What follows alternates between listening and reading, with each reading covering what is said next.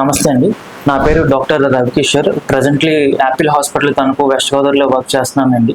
As a paediatrician, as a neonatologist.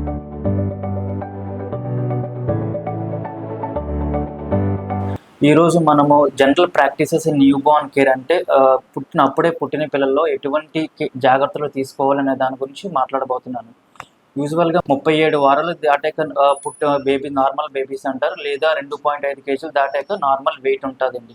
అలా కాకుండా 2.5 కేజీల కంటే తక్కువ ఉన్న బేబీస్‌ని బరువు తక్కువ బేబీస్ అంటారు. లేదా 37 కంప్లీట్ అయిన వారాల కన్నా ముందుగా డెలివరీ అయిపోయిన బేబీస్‌ని ప్రీటర్మ్స్ అంటారు. సో, ఈ ప్రీటర్మ్స్‌లోనే ఎటువంటి జాగ్రత్తలు తీసుకోవాలనే దాని గురించి ఎస్పెషల్లీ ఎక్స్‌క్లూజివ్‌గా మాట్లాడబోతున్నాం.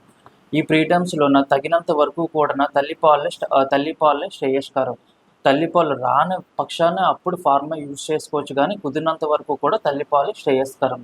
తల్లిపాలు ఎలా ఇవ్వాలి అనేది స్పెసిఫిక్ క్వాంటిటీ ఉంటుంది. ఫర్ ఎగ్జాంపుల్, ఒక 30 ml వాటర్‌లో మాకు మిక్స్ చేసుకోవాలని స్పెసిఫిక్ క్యాలిక్యులేషన్స్ ఉంటాయి. దాని ప్రకారంగా మిక్స్ చేసి ప్రతి సెకండ్ అవర్‌లీ గానీ, థర్డ్ అవర్‌లీ గానీ ఇవ్వాలి. అది కూడా ఇస్తే జాగ్రత్తగా తల్లిని ఒక పొజిషన్‌లో కూర్చోబెట్టి బిడ్డని కూడా జాగ్రత్తగా హోల్డ్ చేసుకొని ఇవ్వాలన్నమాట. రెండోదేంటి కేఎంసీ అనమాట. ఎస్పెషల్లీ 1.5 కేజీ కన్నా బరువు తక్కువ ఉన్న బేబీస్‌ని very low birth weight babies అంటారు. ఈ బేబీస్‌లో KMC must and should. KMC అంటే స్కిన్ టు స్కిన్ కేర్ కాంటాక్ట్‌లో ఉంచడం. మగవాళ్ళు కూడా కుదిరితే తల్లి ఇవ్వచ్చు. లేదు తల్లి ఇవ్వని పక్షంలో మగవాళ్ళు కూడా, అంటే గ్రాండ్ పేరెంట్స్ గానీ, లేకపోతే ఫాదర్ గానీ ఇవ్వచ్చు. మగవాళ్ళు కూడా ఇవ్వచ్చు. దాంట్లో ఎటువంటి ప్రాబ్లమ్ లేదు.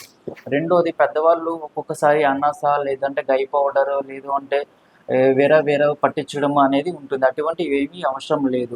రెండోది, సాంబ్రాణి పొగ అంతా కుదిరినంత వరకు అవాయిడ్ చేయాలి. ఇటువంటివన్నీ అవాయిడ్ చేస్తే పిల్లలకి తరచుగా జలుబులు, దగ్గులు రాకుండా రిపీటెడ్ హాస్పిటల్ అడ్మిషన్ అవసరం లేకుండా ఉంటుంది.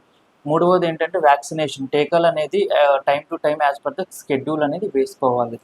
ఇట్లా చేస్తే బేబీస్ అనేది హెల్తీగా గ్రో అయ్యే అవకాశాలు ఉంటాయి. రిపీటెడ్ హాస్పిటల్ విజిట్స్ అనేవి కూడా తక్కువగా ఉండే అవకాశాలు ఉంటాయి. Thank you.